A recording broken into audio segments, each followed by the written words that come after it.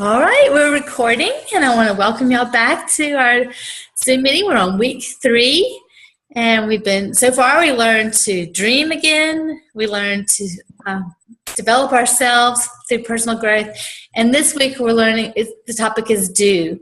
What do we actually do to grow our Plexus businesses? So can you hear me? Can everyone hear me? Okay, good. No. Okay, so Amy and I are splitting up the topics. So I'm going to talk about some, and she's going to talk about some tonight. So that'll give you both of our perspectives. Okay, I'm going to start off with the first tip is posting on Facebook. And from all the testimonies and videos that I've watched, all the really successful Plexus ambassadors do post on Facebook at least once a day. And I know some people are resistant to that, but it seems to really be a key to our success. And also we want to keep a ratio in mind of maybe like 1 to 3 or to 1 to 4 of our posts should be about Plexus. So that means if you're going to post 1 time a day about Plexus, then you need to post 2 or 3 other times about other random things. Now, I know Amy does a great job. She has Catherine to help her come up with ideas. But, any fun things about your children or your family, just other things you encounter, inspirational articles. I often share Jesus calling devotions, anything like that. It doesn't have to be hard. We don't have to make a big deal out of coming up with it. I think once you sort of get in the habit of it, you just see little things that you can post. And, people like to comment on the most random things. Probably the most comments I ever had was when I posted a picture of a navy blue dress and said, what color shoes should I wear with this dress? Because I looked for navy and couldn't find them. And so I don't remember how many comments, 75 comments or something crazy like that. Everybody telling me their opinion about what shoes I should wear. And, it's really great to post some things like that. I was just watching a video day before yesterday with Vincent Orlick. I couldn't remember his name. He's the social media director for Plexus, and he was giving some tips. And that was one of the things he said is that, if you post you'll see people doing this, posting some kind of question or a survey or, something where you get people to respond. Because if a lot of people are coming to your page and commenting, then what you post is going to show up in their news feed shortly after that. I don't know how long the results of that will last, but I know, and maybe within the next day or 2, your posts are going to show up. So it really helps. That's one of the problems is we post things and people don't see them. So it helps to get your posts seen if you're doing things like that get people commenting on what you post. So that's good to remember. Okay, we want to have variety in what we post. We want to have some educational things, like post some articles that you find that talk about blood sugar balance or gut health, things like that. We want to post things that are engaging, that are interesting to other people. And one of the things I could suggest here is if you follow some of the Plexus jewels that are really good at this and sort of get a feel for the types of things they post. They post stories and things that really draw you in, and think about the posts that you like, that you see people sharing that really interests and engage you, and try to do more of that. And then to be creative, those are always good. Anything that's creative, personal. We don't want to be salesy, so we want to use those personal posts. And it doesn't have to be like your whole Plexus testimony in one post. It's just a little snippet like, wow, I slept so great last night thanks to Plexus. Or, it's just something small. Then these are the 2 big things that Vincent Orlick was really emphasizing, is just to be genuine and to be authentic. We have to be who we are. Even though we get ideas from seeing how other people do things, we still have to be ourselves. So we each have our own voice. And I was thinking about those color personality things, the questions I posted about that. What color are you? Depending on our color, it's going to influence the type of things that we post too, and the voice that we have, whether we're, real fun-loving and looking for adventure, or whether we're the type of person that's interested in the facts and the research, or whether we're the type that's interested in helping people and nurturing people and encouraging people. You know, so that type of thing will definitely influence who we are and what we post. But I was also thinking that we should maybe try to branch out and post something that we think would appeal to the people that have those other personalities too. Because, for example, I know my friend Lori is pretty fact and research oriented, but she realized other people needed stories and something to engage them, that she needed to back off the facts some. So that would be an example of that. Then, trying to think what else he said. I thought I had some more notes, but I can't find them. Well, I guess we'll stop with that. I know there was something else that he said that I wanted to share, but I don't see it written down, and it's not in my mind.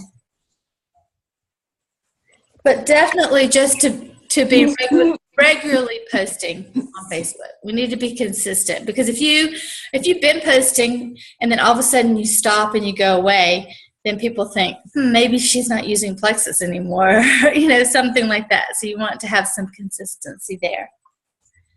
Okay, did you have anything to add to that, Amy? I think that covers it really well. Great job. Okay, the next thing is... question, is this a good time? Was that a question? Yeah, is this a good time to ask a question about that? Sure, go ahead. Okay, my question is about your personal Facebook page versus if you have a Plexus Facebook page. I feel like on my Plexus Facebook page, I only have 50 people because I've just been doing it for a while. But I feel like, do you feel like that because they signed up to come over to that it's okay to post more on that about Plexus than you would on your regular, for instance? Yeah, I think so. Pointed or more direct? Another thing, because people are going to that as a business page, then I think it's definitely okay to post more, as many times as you want to in a day. Okay. Plexus there. Another thing, though, is because not a lot of people are going to see your business posts, is you can post there and then share that on your personal page. Right. That's what I try to do now. I try to get them to come over to the business page by seeing that the business page was the one that shared that post. Right. That's a good idea. And actually, that reminds me of the other thing that Vincent Orlick said that I wanted to say. Facebook hates multi-level marketers, he said. And they don't want us to be able to promote our products on our personal pages because they want us to have business pages and then pay for the ads, pay for sponsored posts so that they get money. Okay. So that's why sometimes people have ended up in Facebook jail and stuff for promoting from their personal page. Yeah, I don't even know what that means. When people say they're in Facebook jail, what does that even mean? Well, I was in Facebook jail, and it was last January for 2 weeks. And what happened to me was I was not allowed to post in any of my groups for 2 weeks. But I could post all I wanted to, for my personal page. That didn't really make sense to me. But then if you're a leader of a group and then you can't post in it, that's kind of tricky. Wow. And what would be a reason for them putting you in Facebook jail? I mean, what would you be doing that they would? The reason they gave me was I was in too many groups. Oh, wow. But other people have said they don't think there's any limit on how many groups you can be in Facebook. Hopefully not, because I'm in way more groups now than I was then. I'm in a lot of groups. Yeah. Okay. But, it was probably just they didn't like what I was posting about Plexus, I would imagine, even though they didn't give me that as the reason. Okay. So he said to avoid that, if you keep your posts about Plexus personal, not salesy, no ads, and then especially if they are a little bit more businessy or salesy, to make them be from your business page and then share them. Facebook likes when you share things. So if you've posted it on your business page first and you share it to your personal page, they have no problem with that. Okay. So that's one thing you can do. And then if you just keep them more personal and you don't post your website, things like that, don't make it sound like an ad, then you can get by with all that fine. So does that answer that question? Yes, that's great. Okay, I'm going to go on to the next thing, which is to contact people regularly and share about Plexus.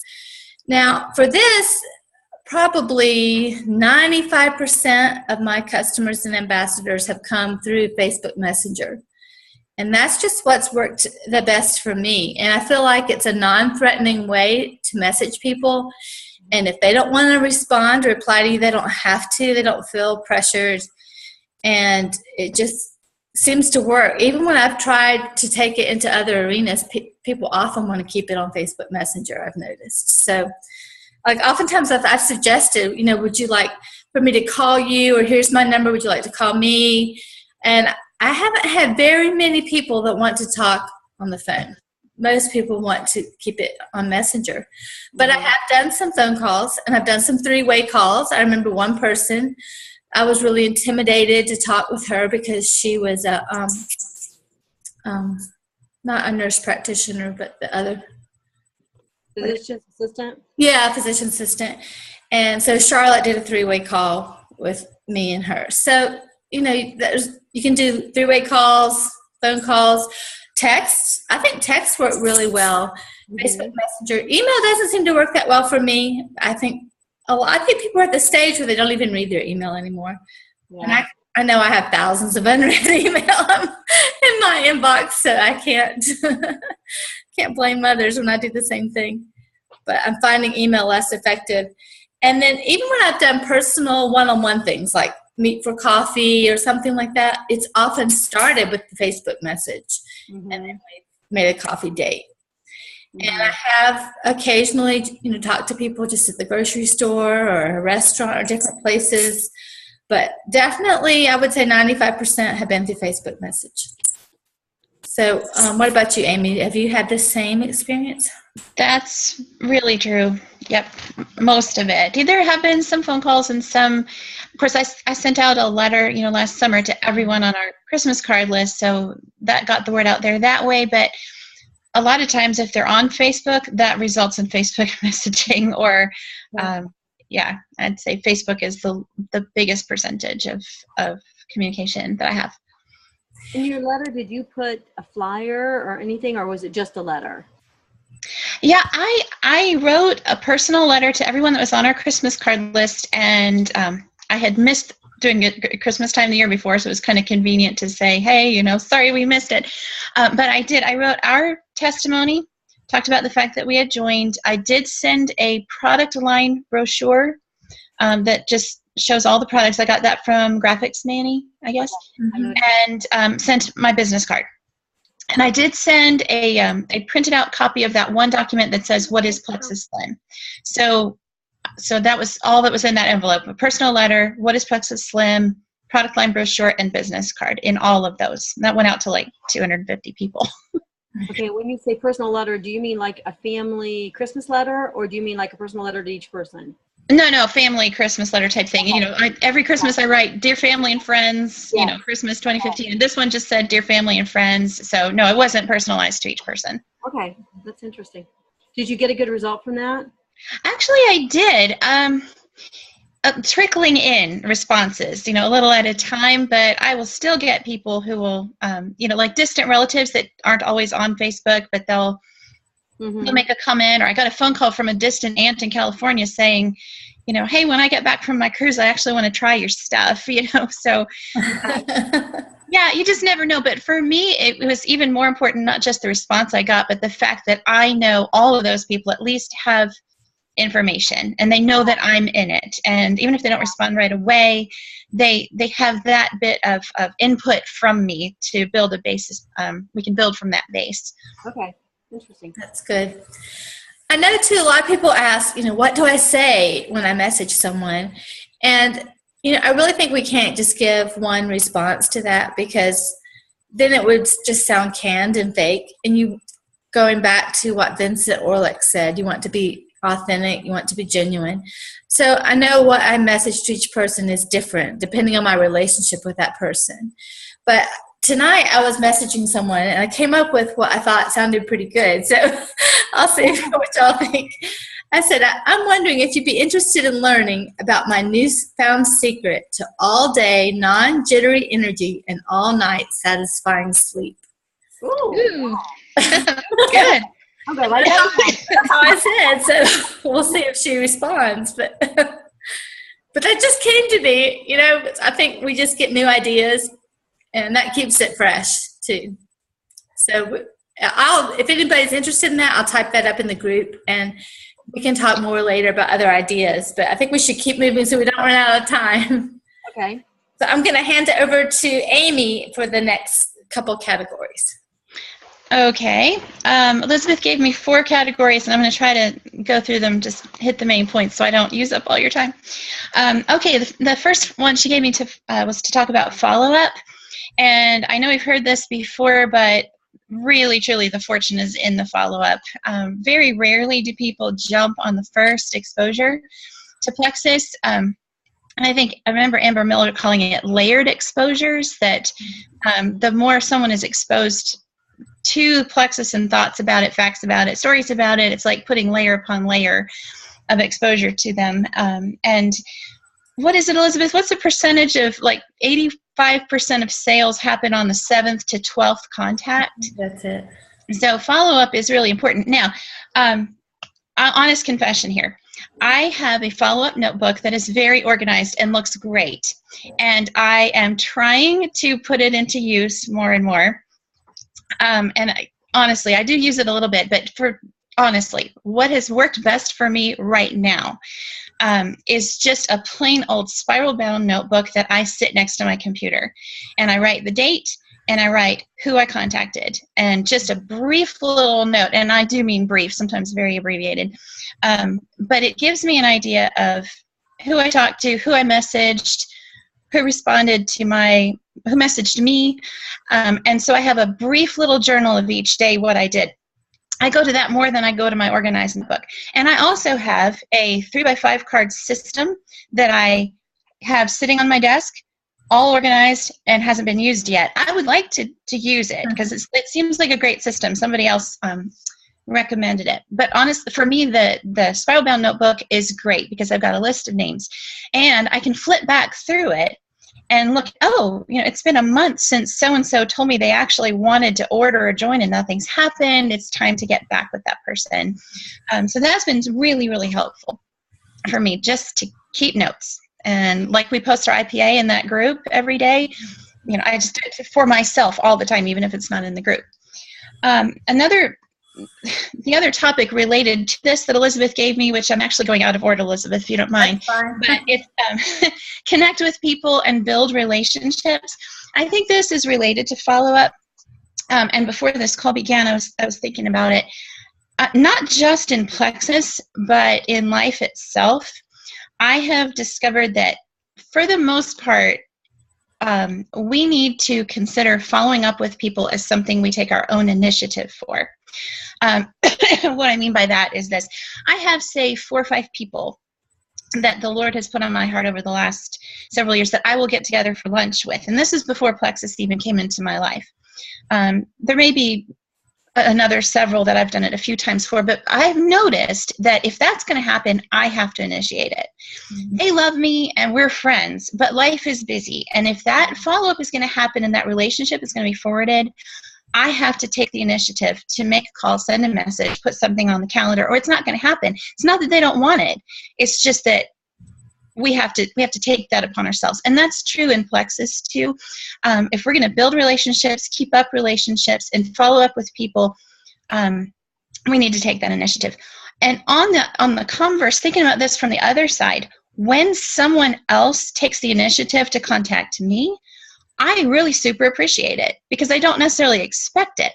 So if I appreciate it that much, that someone thinks enough of me to contact me and want to get together, then how much more does it mean to the other people when we do that? You see what I'm saying? If we appreciate it when people contact us, then we need to understand that other people appreciate it when we contact them. And so it's sort of it's an aspect of unselfishness. It's an aspect of thoughtfulness toward other people. And when it comes to, connecting and building those new relationships, I would say step 1 on anything is prayer and committing everything into the Lord's hands, because He knows the people He wants to weave together into the tapestry of your life. I mean, there's so many people out there. even just in your own church, people that you potentially could form relationships with, which ones are the ones that the Lord is actually wanting you to connect with? And that's where prayer is always first for me, giving every day to the Lord, trusting him for who he wants me to contact and when and how. And then watch what he does. Because the truth is, I am now super good friends with a lady in my church that I never expected to be. But she may actually join soon because of how the Lord has built that relationship. So follow up and building relationships is all an aspect of thoughtfulness, unselfishness, and taking initiative toward people, caring about people. So that's what I would say about that. Then Elizabeth also wanted me to talk a little bit about taking the initiative to learn and grow. And again, taking initiative, that's part of it. Learning and growing, that's a process we all are in the middle of. Now, when it comes to learning and growing in how to work technology, Angie's way ahead of me, and she has been my teacher. Seriously. I didn't know how to post a picture on Facebook until Angie taught me. I didn't know how to save a note to my phone until Elizabeth taught me. And it's been a fun process to learn these things. And I know there's a whole lot more I need to learn about. But the fun thing is we don't have to learn it all at once. So we can enjoy it one step at a time. And again, trust the Lord. You know, for me, life is walking moment by moment with the Lord, right? I mean, how else can you live a life of peace? So, you know, Lord, what do you want me to learn today? How do you want me to move forward through this challenge? And how can I grow and develop? So taking that kind of wide-eyed, childish excitement about life and transferring that into this business, like, wow, this is really fun. What can I do? How can I learn? How can I grow? How can I develop? It makes it just exciting. And so, you know, initiative is a big word in that, but it's initiative with a purpose, and it's initiative with a sense of wanting to follow the Lord's guidance. Does that make sense? So that's what I would that. And then she wanted me to talk about persevering. And yeah, that's a big one. I think it has a lot to do with having a settled attitude of heart from the start, right? This is something the Lord has called me to do. So I'm just already deciding that I'm going to walk through this no matter what challenges come. I'm going to take it as far as the Lord allows me to take it. And I'm just going to walk through it one step at a time. And if I get opposed, well, no big deal. I'll trust the Lord to give me a gracious response. If I have difficulties, if I have white lines in my back office, well, you just keep bringing it back to the Lord and let it be an opportunity to walk with him. And you've already determined in your heart and mind that you're going to walk through it. Elizabeth's going to talk towards the end here about drawing your line in the sand. It's the same thing. It's just, okay, I'm walking straight ahead. I have my goal in mind, and it doesn't matter what comes. Kind of like, you know, when you marry, you say you're going to stay with your husband for better, for worse, till death do you part. And then it doesn't matter what you have to walk through. You've already made that commitment. Now, obviously, Plexus isn't a marriage necessarily, but we're committing to a business. We feel like we're supposed to walk through it. So you've already decided it doesn't matter what happens. I'm going to keep going. So I think I covered your 4 topics. I hope, Elizabeth, is that okay? You're great. You're great. Thanks, Amy. I wanted to go back and make a couple comments on follow-up. One of the things I was thinking was when you follow up with people, you don't have to necessarily mention Plexus every time you follow up. Sometimes you just follow up. How are you doing? I know you've been having a hard time or whatever. You just show that you care about that person. And I think that's important to know. And with the relationships too, when you're building relationships with people, you may build for a while before you mention Plexus, because you don't want people to think that you only want to be their friend because of that. It says we have 10 minutes left. So. Okay. What else? Okay, on the persevere, I just wanted to say again what we heard about at Leaders Retreat, that the diamonds were diamonds because they'd heard no way more times than the rest of us. So if we get discouraged because we hear no, or we get discouraged because we have a difficulty in our business, just to remember that the diamonds are only where they are because they've persevered through those things. And I posted a song in the group that someone had shared with me about, I forget what it was called, Dust to Diamonds or something. Naji, what was the name of that song? I think it's diamonds. Yeah, okay, just diamonds. Yeah. But it talks about us being like dust, and it talks about the pressure. And I thought that was just so true, because that's how real diamonds are created, through pressure. And we will experience pressures on our journey to diamond. It's how we respond to those pressures that determines whether or not we're going to get there. So I really liked that whole analogy. Let's see. Okay, then I had two more topics that I was going to talk about. One was building a team, investing in your team, and leading a team. That's another part of being successful. And wait, let's go see what she said here. Okay, we can answer that later. So as you begin to build a team, then that's another part of it. In addition to following up with your prospects and your customers, you're following up with the ambassadors on your team and spending time just encouraging them, answering questions, training, that type of thing. So that's another whole aspect, because some people don't realize this. Sometimes you can get confused, but the way you rank up is totally by ambassadors. Adding ambassadors to your team. It doesn't have anything to do with how many customers you have or what your PV is. It's just adding ambassadors to your team. So a big part of ranking up then will be to continue to reach out to those that are on your team and to create a team spirit and unity on your team. And I think that's a really something that probably takes more of your time as you rank up through the ranks and grow in Plexus. So I felt really inadequate to be a leader of a team. And I told Charlotte, I said, I don't know how to lead. And she said, yes, you do, because you're a mom of a large family. She said, don't tell me that you have 10 children and you don't know how to lead. And that really opened whole new doors to me. I thought, wow, no, she's right. And I don't have to be somebody that I'm not. I know how to lead with my color personality, which is yellow. And I'm a person that likes to nurture and encourage and teach. And, that's what I've been doing for 25 years or more. I've been homeschooling for 25 years. So, I've been, and I've been a mom for 30. So that's what I've been developing. And so I don't have to just suddenly be a whole different type of person to be a leader. I can take what God's already been working in me, and that's going to be my leadership style, more encouraging and nurturing. And somebody else is going to have a different leadership style. And that's fine, because, God made us all unique. And another thing is, I've been reading the book, The 21 Laws of Leadership by John Maxwell. I'm learning a lot about leadership from that book. But he talks about the law of attraction. We tend to attract the people that are like us. So on my team, I'm probably going to have more yellows because more of those type of people are probably going to be attracted to me. And so I think that's going to be how it works. If someone's a red and they attract a lot of reds, I don't know how that team would work. Because I think, reds are very strong. They want to be in charge. So that could be interesting. But, there is some truth in that, I think, that we tend to, draw to us people that are similar and they can relate to us. Okay.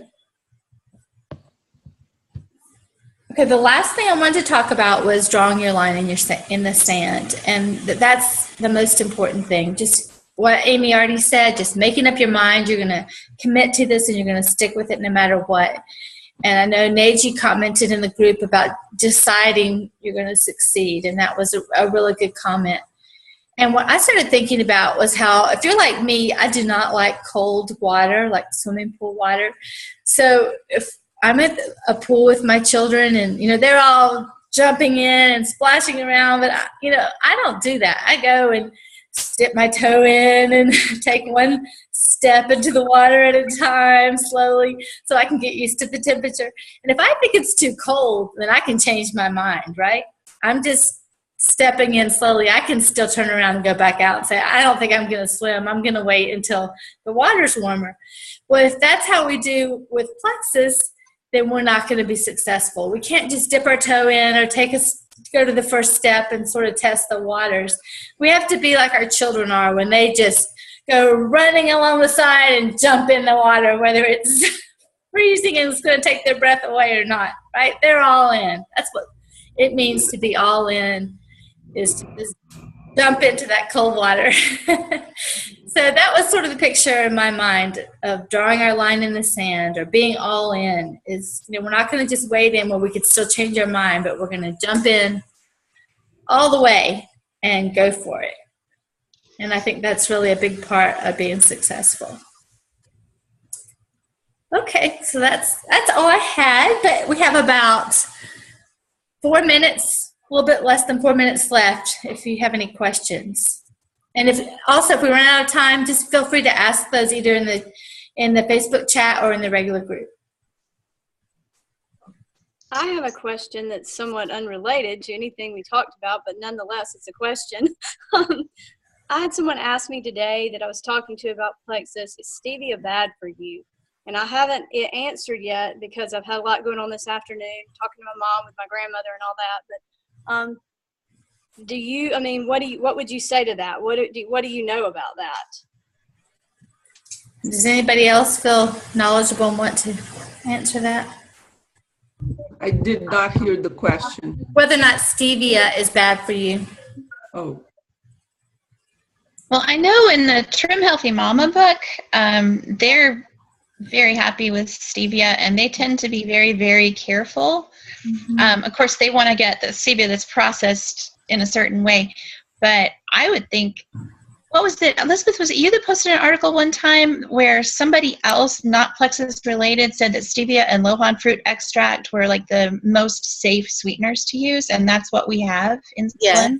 Yes. So, yeah. I'll answer something about that.